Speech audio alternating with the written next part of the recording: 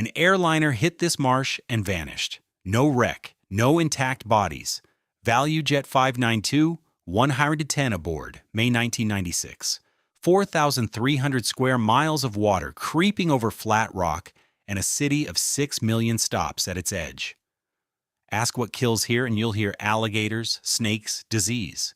Florida logs about 500 unprovoked alligator bites since 1948, 32 of them fatal. One afternoon in 1928 killed at least 2,500. The water is ankle deep. That is the problem. Why does a marsh you can wade across keep turning survivable emergencies into unsurvivable ones? Soldiers, 1836.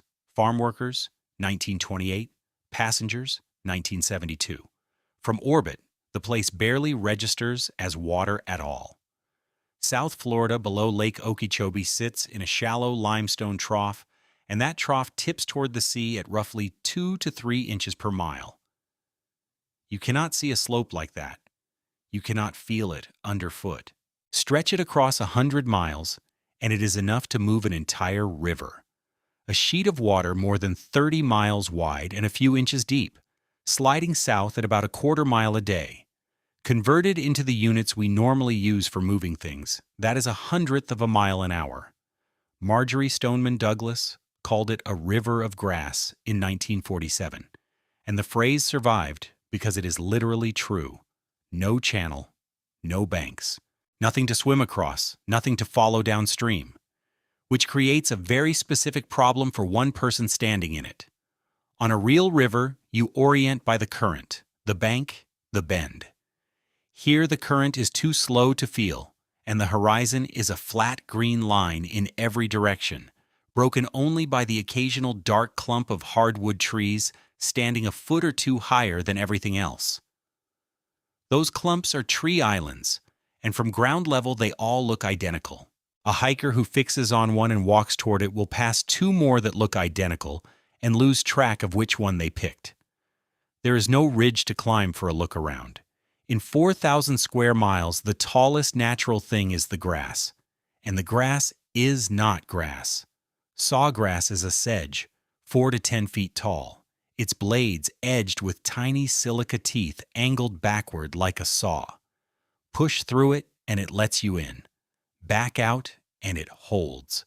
It slices exposed skin in thin parallel lines across the forearms, the neck, the back of the hands, and it does this to every person who enters without heavy clothing, which in 90-degree humidity is most of them. Those cuts then sit in water that has been filtering through decomposing plant matter for months.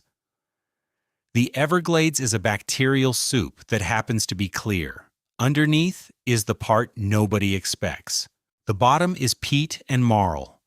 Thousands of years of dead sawgrass that never fully rotted, packed into a black organic muck that behaves like wet cement with no bottom you can trust. Step down, and it takes the boot to mid-calf. Pull up, and the suction fights you for the boot. A person in decent shape covers a mile on a sidewalk in 20 minutes. In this, a mile can cost 3 to 5 hours, and it will take everything they have to give. Here's the first thing that inverts. Deep water is honest. Deep water tells you immediately that you cannot cross, and you look for a boat. 6 inches of water tells you that you can walk, and you start walking, and the ground eats every step, and you burn your water and your daylight going nowhere in particular. Deep water would drown a person in minutes. This one kills over 3 or 4 days while they are still standing up. And it cuts both ways. A hull needs depth to float, and a helicopter needs firmness to land, and this has neither. There is nothing to float on and nothing to set down on. Access is essentially by airboat, from a handful of levee roads and one 2-lane highway across the middle. And that fact will decide who lives in every story that follows. So who managed to live here on purpose? People did, and they did it by refusing to treat the marsh as terrain to be crossed. Seminole and Miccosukee families pushed into the Everglades in the early 1800s and built an entire way of living on the tree islands, the hammocks. those slightly raised patches of hardwood that a stranger cannot tell apart. They moved by dugout cypress canoe, poled through sloughs, the deeper channels that thread the sheet flow where the water runs a couple of feet instead of a couple of inches. They built chickees, open platforms of cypress poles raised above the water, roofed in palm thatch, no walls, so that wind passes through instead of taking the structure down. They read the water year, the way a farmer reads soil, because the marsh is not one place. It is a wet season place from roughly June to October, and a dry season place the rest of the year. And where you can travel in September, you may have to walk in March. None of that is folklore. It is an observation system built out of decades of watching a landscape that changes depth every month. And the core of it is not a technique. It is restraint. You wait for water. You wait for daylight. You do not go straight at a destination, because straight lines here cross sawgrass, and sawgrass is where you lose. Every disaster in this story involves someone who could not wait. The United States Army could not wait.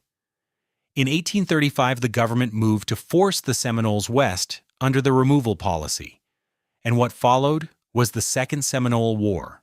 7 years, 1835 to 1842, something over 30,000 American troops cycled through the campaign against a Seminole and Black Seminole force that most historians put at fewer than 2,000 fighting men.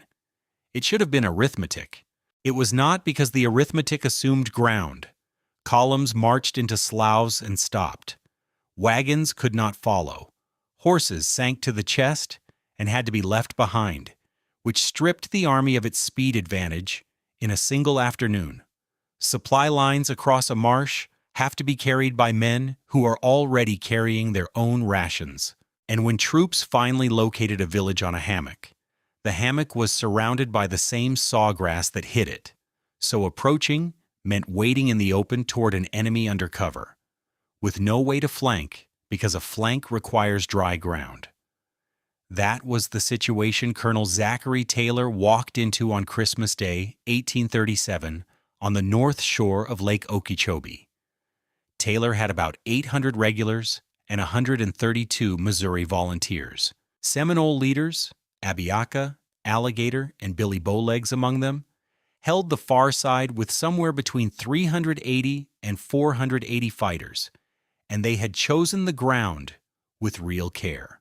A hardwood hammock behind about 3/4 of a mile of sawgrass and knee-deep mud, with the grass notched to open firing lanes that were not walking lanes. Colonel Richard Gentry, who commanded the Missouri Volunteers, argued for going around the position instead of straight at it. Taylor refused and told Gentry the objection amounted to being afraid of a direct fight.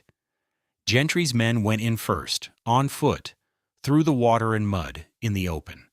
They broke under the first heavy volley, and Gentry was mortally wounded trying to rally them. When it ended, 26 Americans were dead and 112 wounded, most of Taylor's officers and sergeants among them, against 11 Seminoles killed and 14 wounded. The Seminoles moved their families out and withdrew. Taylor held the field, reported a victory, and it changed nothing about the war. The service that came closest to functioning was the Navy. It gave up on deep hulls, assembled a force of canoes and shallow draft boats known as the Mosquito Fleet, and put sailors in the water with poles, moving the way the Seminoles moved. It worked better than marching infantry into sloughs. It still could not force a decision, because you cannot besiege people who can simply relocate to another island. Over 7 years, more than 1,500 American servicemen died in Florida. The great majority never saw combat.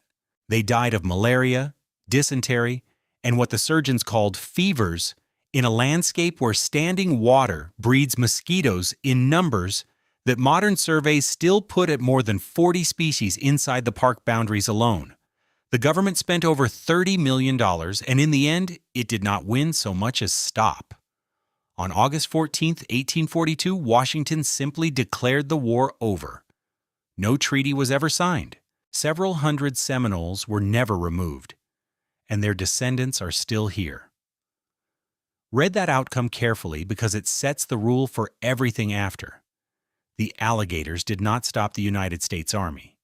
The snakes did not. Flat ground, standing water, and microorganisms did, and they did it to the best equipped force on the continent. The lesson the country actually drew from that was not caution. It was engineering. If the water is the enemy, remove the water. Hamilton Diston bought 4 million acres from a broke state government in 1881 for $1 million, 25 cents an acre, in what a New York paper called the largest land purchase ever made by one person, and started cutting canals to drain the upper basin. The wet season took most of it back. 6 years on, a state commission wrote the effort off as a failure, which should have settled the question and did not. Real drainage came after 1904, when Napoleon Bonaparte Broward won the governorship promising to empty the Everglades, and dredges went to work from 1906 onward, chewing canals from Lake Okeechobee toward the coasts. What came up out of those cuts was the sales pitch. Black muck, the same peat that had been accumulating under the sawgrass for 5,000 years, and it grew sugarcane and winter vegetables like nothing else in North America. Land companies sold plots to buyers in northern cities and in Europe who had never seen Florida, on maps that showed farmland where the surveyors had found 4 feet of water. The land was real. The problem was that peat only survives underwater. Drain it, expose it to air, and it oxidizes. It burns slowly and invisibly, converting to gas and leaving nothing behind. When it dries hard enough, it also burns the ordinary way, in fires that go underground and smolder for weeks. At the agricultural station in Belglade, they drove a graduated concrete post down to bedrock in 1924 to measure exactly that. The post was 9 feet long, and the soil surface sat level with its top. By 1967, the ground had fallen 48 inches away from it, 1 inch and 1/8 every year. It kept going after that, more slowly, as there was less peat left to burn, about 1/2 inch a year through 2009, about 1/4 inch a year in the decade after. 6 feet of Florida has left that one spot, and the post is still standing there with the whole record marked on its side. While the dredges worked, a road was being pushed straight across the middle. The Tamiami Trail was meant to link Tampa to Miami, and the east-west section through the Everglades took 12 years from 1915 because there was no ground to build on. Crews drilled and blasted the limestone under the water, with oxen hauling the dynamite in, and the shattered rock they pulled out became the roadbed, leaving a canal alongside it where the material had been taken from. It opened on April 26, 1928, 5 months before the hurricane, and it did 2 things at once. It gave the interior its first ordinary access. Every boat ramp, tour operator, hunting camp, and emergency staging area out there today exists because of that road. It also laid 25 miles of continuous embankment straight across the direction of flow, choking the water that had been moving south into Shark River Slough for thousands of years. The road that opened the Everglades started strangling them in the same season, and both effects are still running. Follow that to its conclusion because the farmers of the 1920s did not. The land around the south rim of Lake Okeechobee was not just being farmed, it was sinking. Towns were being built in a bowl that got deeper every season, next to a lake held back by embankments that had been scraped together out of that same drying muck. 5 to 9 feet of piled dirt, in places less. People were living below the level of the water beside them, behind a wall made of the thing that was disappearing. The whole thing was demonstrated on September 18, 1926, and almost nobody outside Florida noticed. The Great Miami Hurricane hit Miami, ran inland, and pushed Lake Okeechobee over the earthen dike at Moore Haven on the southwest shore. Water came through the town about 12 feet deep and did not drain for weeks. More than 100 people there are confirmed dead, and the real figure is generally put higher because a migrant workforce is hard to count before and impossible to count after. The mechanism was now on the record in full. Shallow lake, strong sustained wind. Water piles up on the downwind rim. Muck dike fails, the town below it fills. 2 years later, nothing structural had changed. On the evening of September 16, 1928, a Category 4 hurricane came ashore near West Palm Beach with sustained winds around 145 miles an hour. It had already killed roughly 1,200 people in Guadeloupe and over 300 in Puerto Rico, so it arrived with a record attached to it. Warnings did go out along the Florida coast. Then the storm ran behind schedule, and people who had already left went back to their houses on the reasonable assumption that it had missed. Understand what a warning was in 1928. The Weather Bureau tracked storms by ship reports and telegraph, which meant a position could be most of a day old, and a track was an estimate. Alerts moved to coastal towns by wire and spread from there by telephone, newspaper, and word of mouth. And the camps out on the muck had very little of any of that. Growers and local officials did pass word in places. People who got it did the sensible thing with what they had. They walked to the packing houses and the 2-story buildings, because that was the only elevation on offer, and wooden structures standing on soft muck came apart in winds that strong. Those camps sat almost at water level on the south and southeast shore, at Belglade, South Bay, Pahokee, Chosin. The workforce was overwhelmingly black, Florida and Georgia families, Bahamians, other Caribbean migrants, brought in for the bean and cane harvest and housed in single-story wood buildings on the muck. Most had no vehicle. That detail matters more than the wind speed. Evacuation on foot is a function of how far you must go to gain elevation. And in this country, there is no elevation to reach. Not 5 miles away. Not 50. The nearest ground that would have made a difference was effectively 100 miles off. Lake Okeechobee covers about 730 square miles with an average depth of 9 feet. It is the second largest freshwater lake inside the continental United States, and it is shaped like a saucer. Wind does something to a lake like that which it cannot do to a deep one. It drags the entire surface layer downwind and stacks it against the far shore because there is no depth underneath for the water to circulate back through. Hours of wind out of the north pushed the lake onto its southern rim, and the small dike at the south end went under.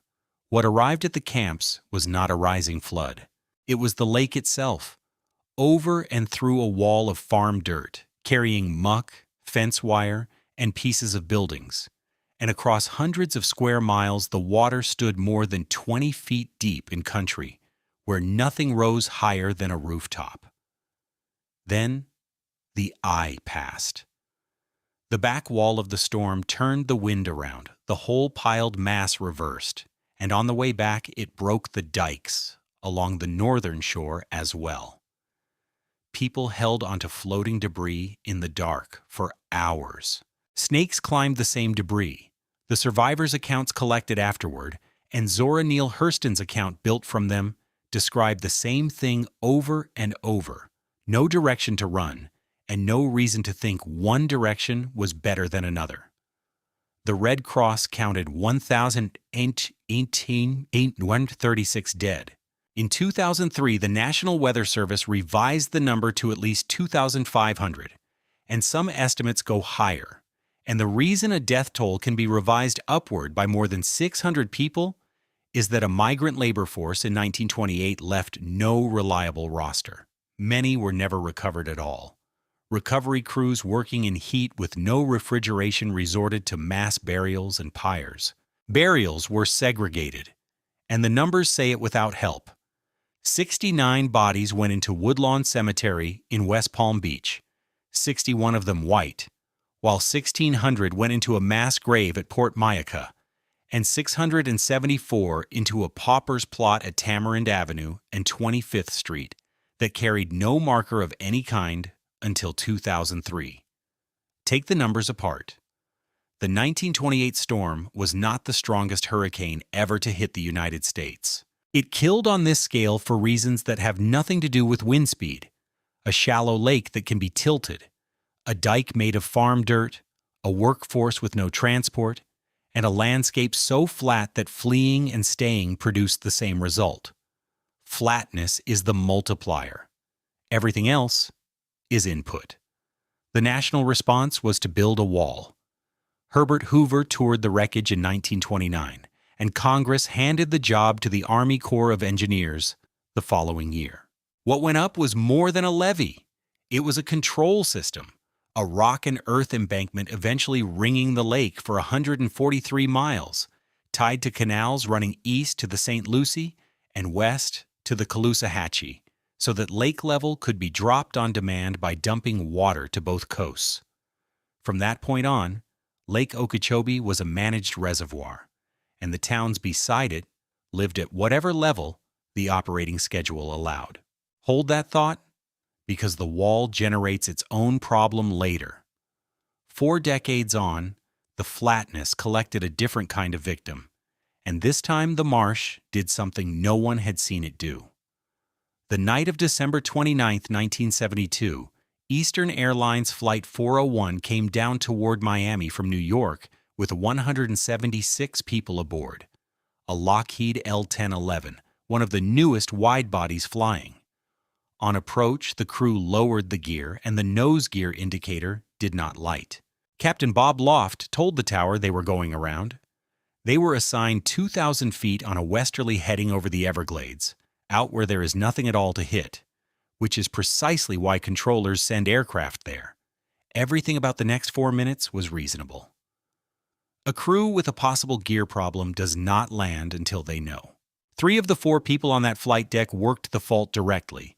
The first officer cycling the gear, the flight engineer climbing down into the avionics bay beneath the cockpit to sight the nose gear through an optical viewfinder, and a maintenance specialist riding the jump seat helping.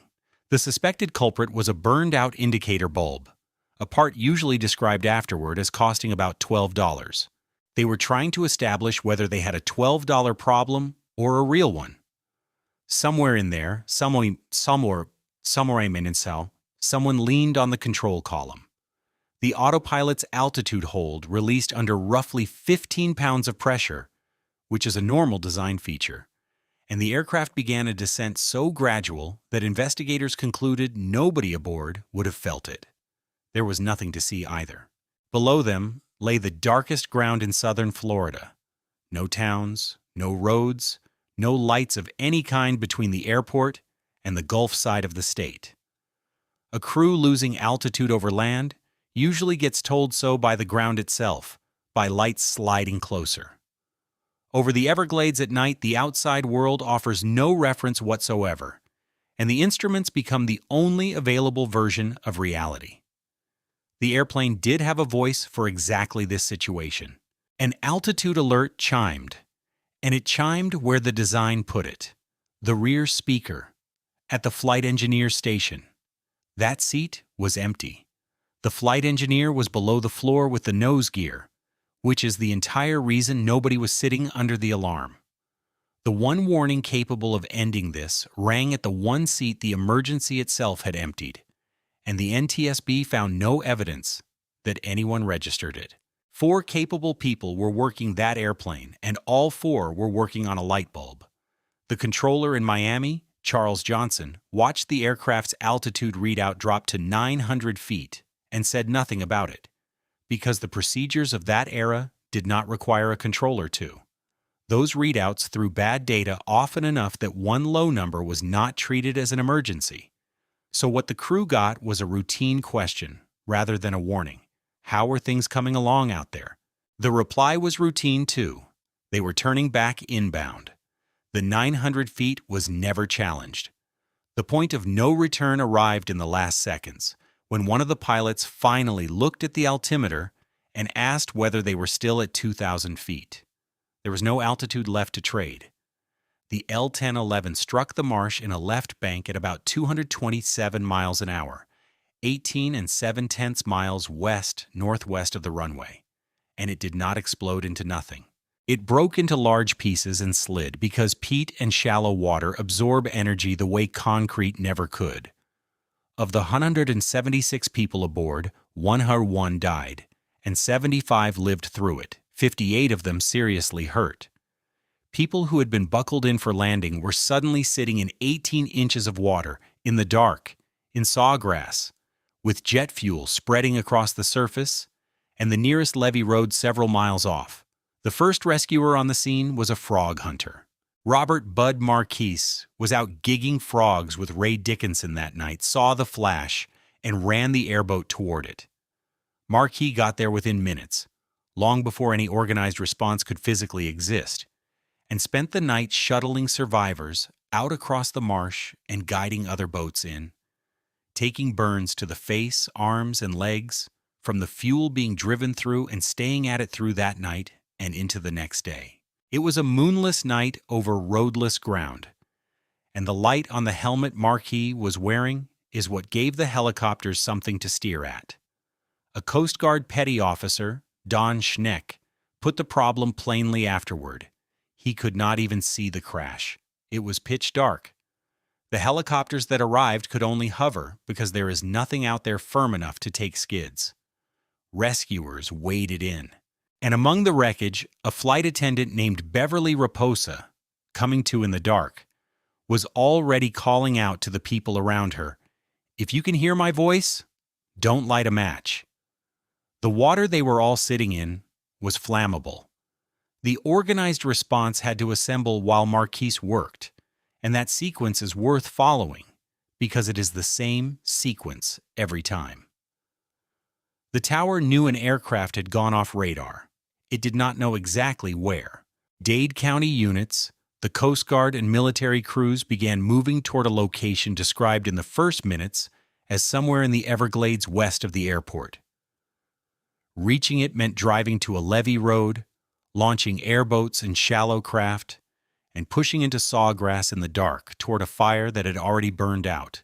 Then, each survivor had to be lifted or floated to a boat, run across the marsh to the levee, transferred to an ambulance or a helicopter, and driven to hospitals in Miami and Hialeah. Every one of those handoffs cost time that a highway crash never costs. The work ran through the night and into the morning. Then the marsh performed its reversal. The same mud that had cushioned the impact and packed itself into open wounds carried anaerobic bacteria, and in the days after the crash, a number of survivors developed severe wound infections. 8 of them were treated with hyperbaric oxygen in Miami hospital chambers, the standard therapy for gas gangrene. The ground had saved them at 227 miles an hour, and then tried to kill them slowly in a clean hospital bed. The NTSB's probable cause was not mechanical. It was the failure of the flight crew to monitor the flight instruments during the final 4 minutes, while all of them were absorbed by a landing gear indication. That finding is one of the ancestors of modern cockpit resource management, the reason airlines now train explicitly for who flies the airplane while everyone else solves the problem. The industry fixed the cockpit. Nobody fixed the ground. And the ground had not shown its full range yet.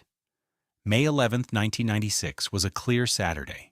Value Jet Flight 592, a DC-9, pushed back at Miami for Atlanta with 110 people aboard. In the forward cargo hold, loaded as company material in 5 cardboard boxes, sat 144 expired chemical oxygen generators pulled off other aircraft, the canisters that dropped the passenger masks. A maintenance contractor named SaberTech had shipped them with paperwork describing them as empty. They were not empty. The plastic safety caps required for their firing pins were missing. The pins had been cut or wrapped with duct tape and ordinary household adhesive tape. An oxygen generator works by chemical reaction. It makes its own oxygen and gets extremely hot doing it. The DC-9's forward hold was a Class D compartment designed on the logic that a sealed space starves a fire of air. That logic is sound for a suitcase.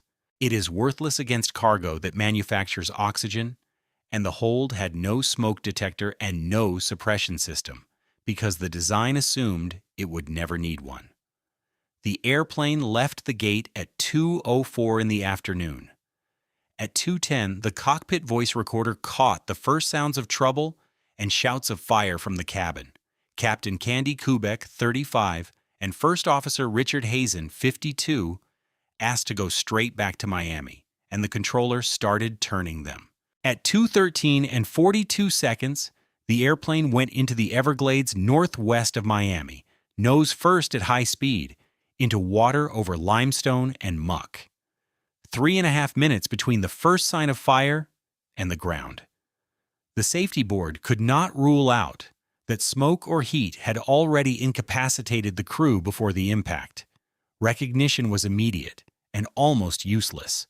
The controller lost the target, and there were witnesses in the area. People fishing and flying nearby reported an aircraft going down, so the search box was small by Everglades standards within the first hour. Aircraft were overhead quickly. The impact point turned out to sit a little over a quarter of a mile from the nearest road.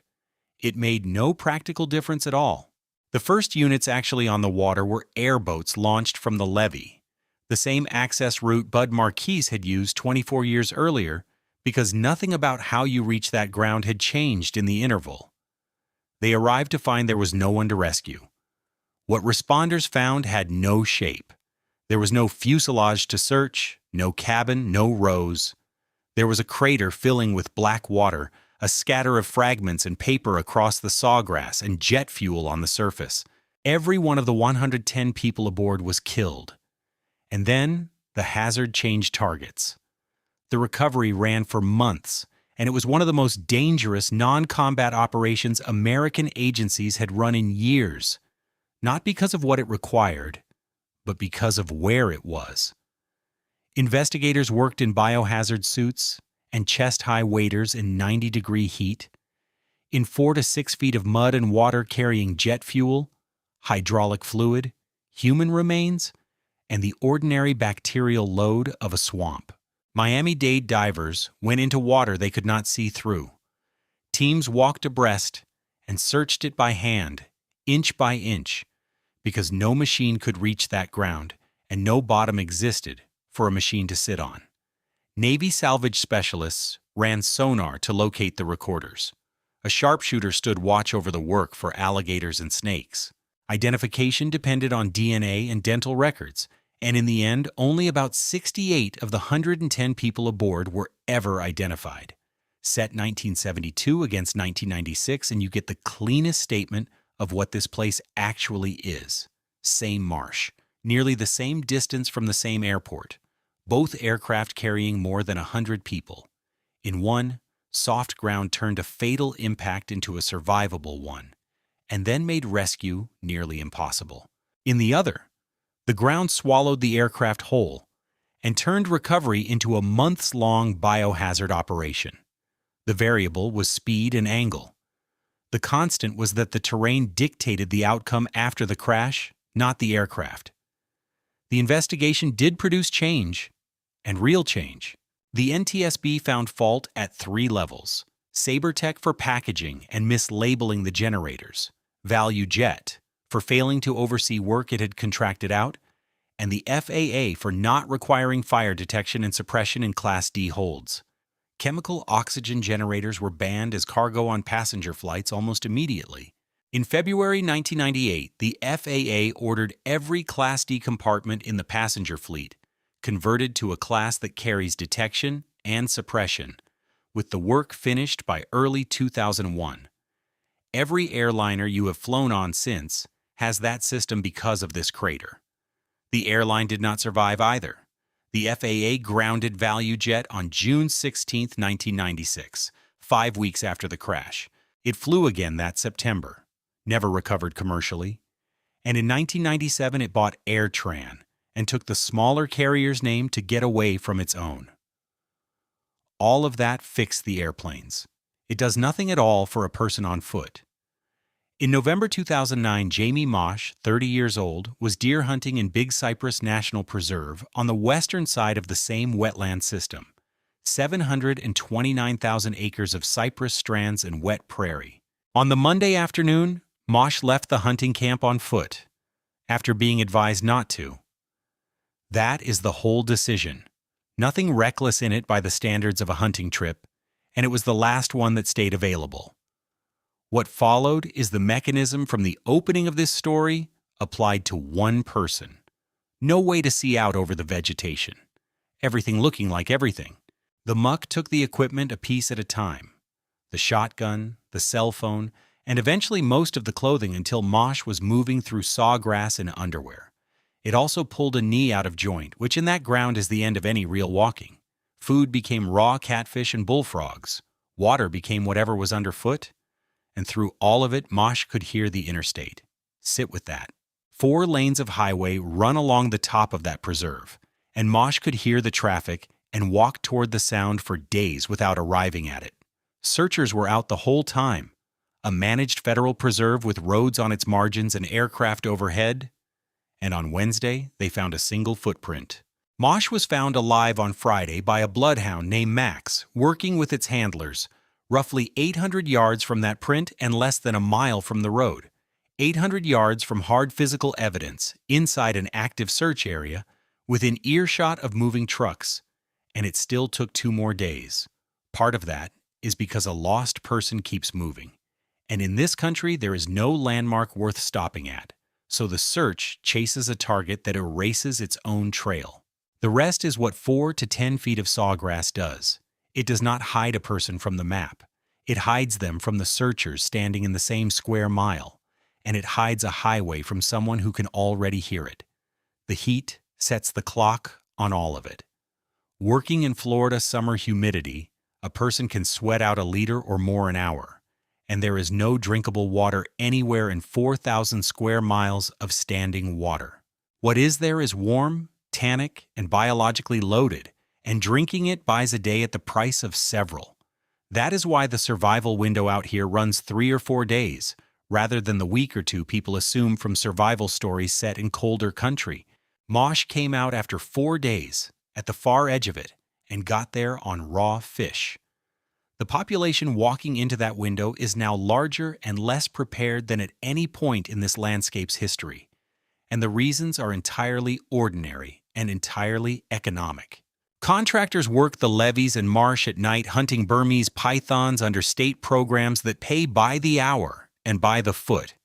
$14 to $30 an hour, $50 for a snake up to 4 feet, $25 more for every foot beyond that. Wading in the dark through water they cannot see into. More than 23,000 pythons have been pulled out of Florida since the removal effort began. Over 11,000 of them by paid contractors. Airboat operators on the Tamiami Trail carry hundreds of thousands of tourists a year, 15 minutes into country most of them could not walk out of. At Shark Valley, visitors take rental bicycles onto a 15-mile paved loop with no shade and no water source. And rangers spend every summer collecting the ones who ran dry at mile 9, some of them by air. That last case is the modern shape of the problem. A heat casualty 200 yards off a paved loop is trivially close and functionally remote because the ground beside the pavement will not carry a vehicle and will not accept a helicopter, and the person cannot walk. Accessibility has raced ahead of rescuability. Engines and airboats and paved loops carry people in fast. Nothing carries them out fast, which brings the story back to the wall. The Herbert Hoover Dike had been quietly failing for decades, not by overtopping, but by seepage water, working through and under an old earthen embankment and piping out the fill from inside. A 2001 assessment ranked it among the most at-risk dams in the country. The Corps of Engineers began a rehabilitation in 2005, a cutoff wall driven deep into the embankment along the highest risk stretches, dozens of aging water control culverts replaced, the whole 143-mile ring reworked over 18 years at a cost on the order of $1.5 billion. It was declared complete in January 2023.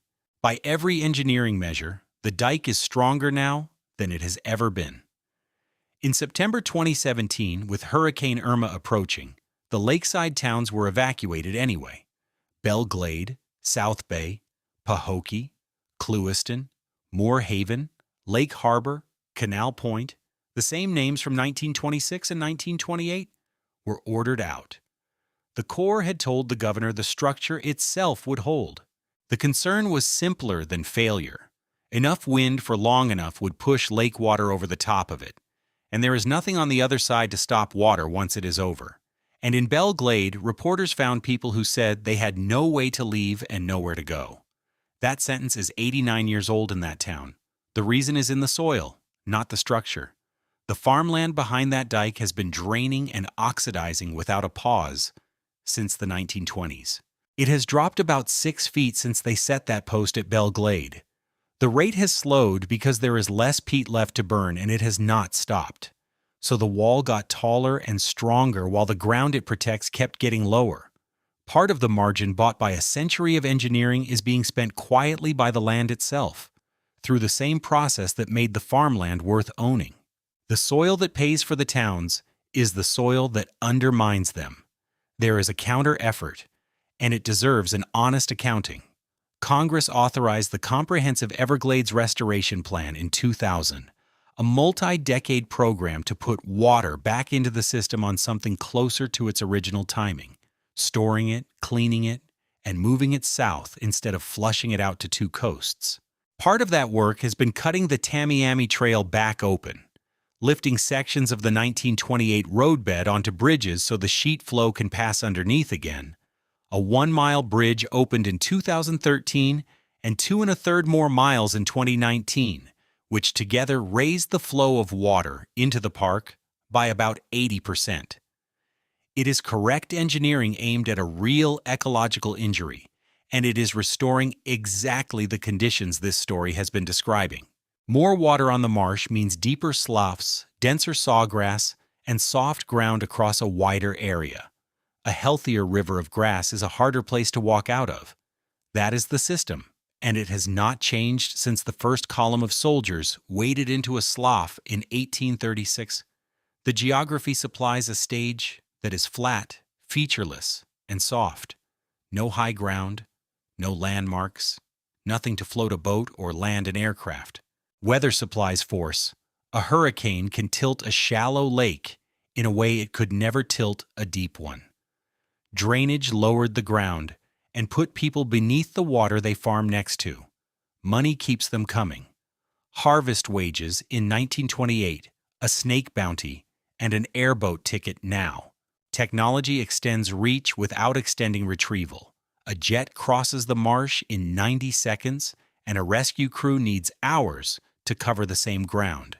And the gap between those 2 numbers is where people die. The alligators were never the point. 500 unprovoked bites on the books since 1948 and 32 deaths in 78 years, against at least 2,500 dead in a single afternoon and 110 in the 3.5 minutes between a cargo fire and the ground. What kills here is that the ground gives you no options and takes the ones you brought. Off the Tamiami Trail west of Miami, there is a low memorial to Flight 592, built in 1999 by architecture students from the University of Miami. 110 concrete pillars standing in the open, and a granite slab beside them, pointing north-northeast at a spot 12 miles out in the sawgrass that no road reaches and no one visits. Stand there with your back to it, and you can see the levee, the canal, the airboat channels cut into the marsh. The nearest one is already narrowing. Sawgrass closes a trail in a season or 2, and then the water goes back to moving a 1/4 mile a day, and the surface reads exactly as it did before anyone came.